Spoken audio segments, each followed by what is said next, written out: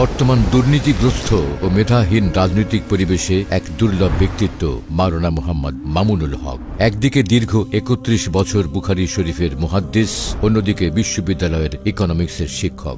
আধুনিক ও দ্বীনী শিক্ষার এমন শ্রেষ্ঠত্ব তাকে নিয়ে গেছে অনন্য উচ্চতায়।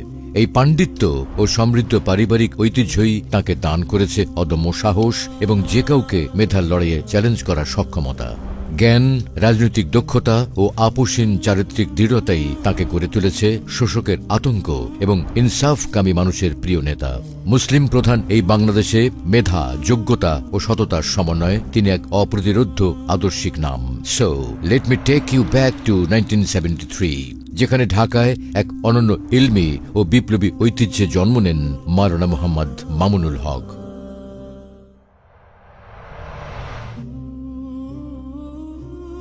জন্ম ও বেড়ে ওঠা এমন এক পরিবারে জ্ঞান ও যোগ্যতা সেখানে বংশগত ঐতিহ্য।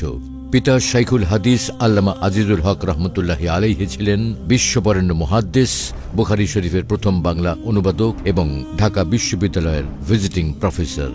পারিবারিক ঐতিহ্যের ধারাবাহিকতা রক্ষা করে মাত্র ১২ বছর বয়সে পবিত্র কোরআনের হিফজ সম্পন্ন করেন। এরপর ৭ মসজিদ সংলগ্ন জামিয়া রহমানিয়া থেকে বেফাক বোর্ডের অধীনে সারা বাংলাদেশে উচ্চ মাধ্যমিকে প্রথম, স্নাতকে তৃতীয় এবং ১৯৯৬ সালে দাওরায়ে হাদিসে সম্মিলিত মেধা তালিকায় প্রথম স্থান অধিকার করেন। তার শিক্ষার যাত্রা শুধু মাদ্রাসাতেই থেমে থাকেননি। মাদ্রাসার শিক্ষার পাশাপাশি প্রাইভেট ইউনিভার্সিটি থেকেও অর্থনীতিতে অনার্স ও মাস্টার্স সম্পন্ন করেন। আন্তর্জাতিক উচ্চ শিক্ষায় প্রায়োগিক আধুনিক অর্থনীতির পাঠ গ্রহণ করেছেন বিশ্ববিখ্যাত অর্থনীতিবিদ মুফতি তাকি উসমানীর কাছ থেকে। লেখাপড়ার পাঠ চুকিয়ে কর্মজীবনেও রেখেছেন বহুমুখী দক্ষতার প্রমাণ।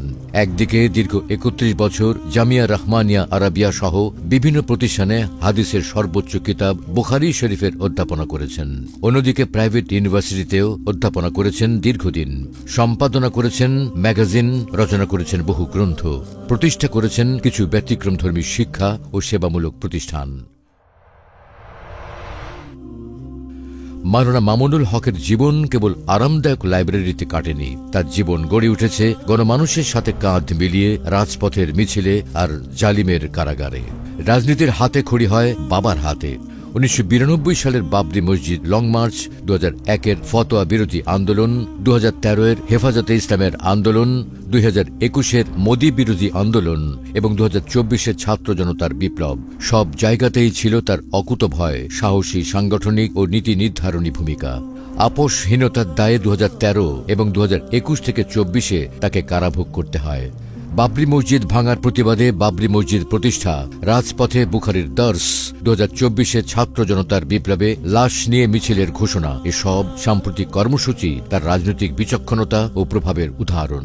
বর্তমানে তিনি দায়িত্ব পালন করছেন বাংলাদেশ খেলাফত মজলিসের আমির হিসেবে এবং ২০২০ সাল থেকে হেফাজতে ইসলাম বাংলাদেশের যুগ্ম মহাসচিব হিসেবে দায়িত্ব পালন করছেন। অধ্যাপনা ও রাজনীতির পাশাপাশি তিনি একজন দরদী সমাজসেবক। রোহিঙ্গা সংকট থেকে শুরু করে ভয়াবহ বন্যায় আর্তমানবতার সেবায় তিনি সবসময় অগ্রণী।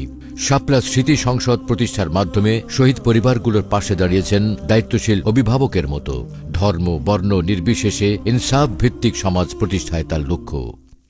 মোহাম্মদপুরের মাটি ও মানুষের সাথে বেড়ে ওঠা আধিপত্যবাদ বিরোধী সুযোগ্য ও আপোষহীন এই নেতা জাতীয় সংসদ নির্বাচনে প্রতিদ্বন্দ্বিতা করছেন ঢাকা ১৩ আসন থেকে।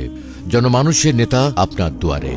সন্ত্রাস আর চাঁদাবাজি মুক্ত ইনসাফপূর্ণ মোহাম্মদপুর গড়ার সিদ্ধান্ত নেওয়ার সময় এখন আপনার।